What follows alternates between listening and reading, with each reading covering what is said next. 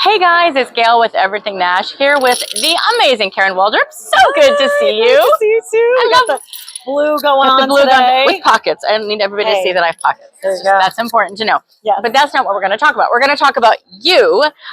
Let's start with The Voice, because you have been releasing music before I knew of you from years ago, and then you went on The Voice. Talk about that experience.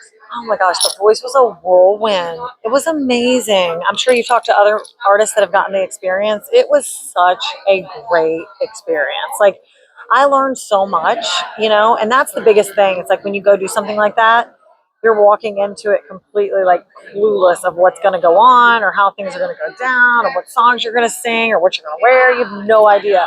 So it also taught me flexibility. I've already been flexible because we tour a lot, being on the highway, you got to be flexible. But The Voice really helped be really flexible because you just had to roll with the punches. You got your schedule that morning. It was pretty wild. You just kind of had to roll with it. But just a great experience, and it just expanded my already existing fan base and made it even bigger. And it's just been really good. How were you with the experience? I have talked to a few other Voice winners and contestants. You are like gone. Like you're in a hotel, you're gone for weeks. How were you with that? I actually personally did well with it. But I can see why maybe other people wouldn't do well with it. But the reason why I liked it so much is because we're used to being out on the highway with the full trailer, loading in, playing different clubs every night, staying in different cities every night, trying to keep up with what time zone we're in.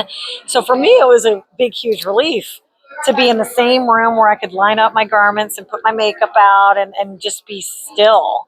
And they gave us a curfew, and everybody else was like, I hate this. I'm like, this is awesome.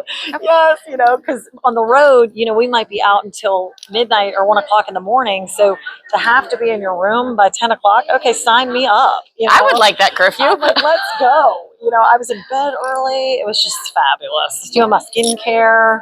It was a great experience. Maybe I should go. No, I'm not going. It was great. Before we get to your music, we do have to talk about your coaches on The Voice, Dan and Shay. I mean, not nice humans at all. I know, right? They're the best. Aren't they just the best? Great. They are the best. They were so good to me. They gave me a ton of time, a ton of counsel, a ton of advice. And the biggest thing I learned from Shay, if you're watching, is his timing. His musical timing is impeccable. And I'm like, is he listening to a metronome all the time? Like, how is he so on the beat? And it was just really impressive. And I didn't really realize that until I sang with him. Before that, I was just listening to his stuff or their stuff and his voice. And then when I was singing with him, I kind of heard my vocal being a little looser. And so it taught me, like, you need to, So now when I get on stage, I pay more attention to my timing, and that's such a small thing, but I think it does go back to listening to a metronome. And somebody just shared something recently that I'm going to start doing. You can pull all the songs into an app. Here we go, dorky music conversation. But you can pull them into an app now and put the metronome in the app. So as you're listening to your music and you're getting ready or doing your hair, instead of hearing just the song, you're hearing the. Interesting. So I think that'll help too. Okay. So we're always trying to learn, every day. Thank you, Shay. Let's talk about Blue Cowboy Boots. Yeah. Give me the story behind it. Come on, I got them on right now. She does.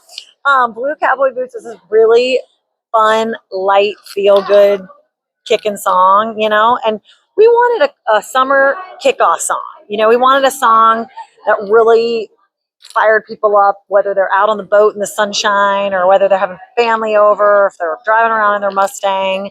So Blue Cowboy Boots, the blue boot represents freedom and being an individual and escaping the problem because you're not blue anymore because you're wearing the blue cowboy boots.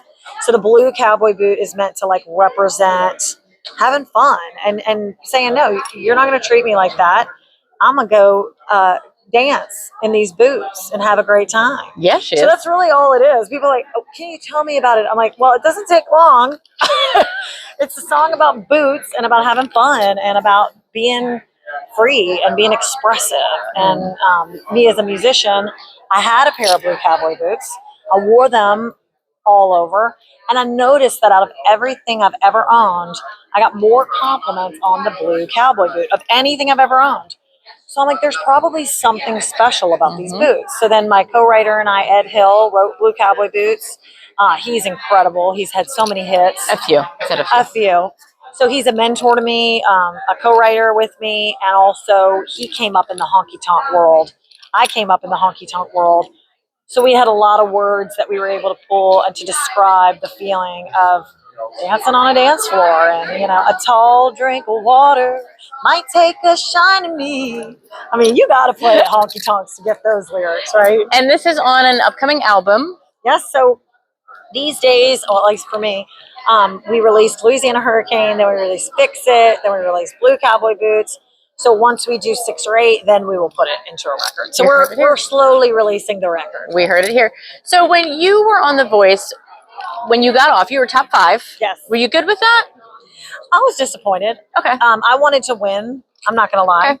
I went out to the show with a motto, and it was no option, because I had already been out on the road. I had already toured. I already played clubs. So I really didn't have an option but to bring 100%. So I brought 100% to the workouts, to the rehearsals, to wardrobe, to every possible thing I could do. I brought 100%. And every morning I listened to a song by Kevin Gates called No Option. And it just brainwashed myself to convince myself that I wasn't going to get distracted by somebody inviting me to the beach or going to Disney. Like, I was there to get into the finale, and that was my goal. When we got out on the stage and they said I was 5th, I was very disappointed. I felt like that was like, I was like, man, I was at least wanting like 3rd or 2nd. But I was very excited and happy for Asher. His voice is out of this world, and he deserves every ounce of success. Awesome. Well, we're going to talk more when your album comes out, because I am now invested in your career. Oh, thank you. Yes. Karen Waldrup, friends.